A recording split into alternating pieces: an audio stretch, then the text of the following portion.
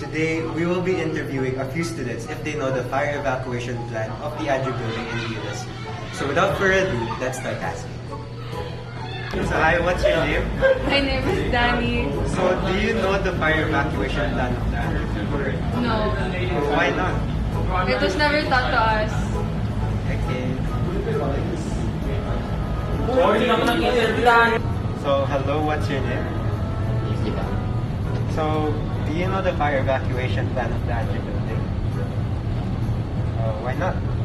It's like there's no information. Like it's lacking posters to show which way is the fire evacuation area.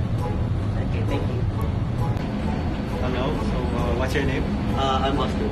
So Austin, so do you know the fire evacuation plan of the Andrew Building? Not really. Why not? I mean, I usually just don't notice the signs. But in the Velasco building, I was curious because, you know, new school, new term, and so I looked at the map and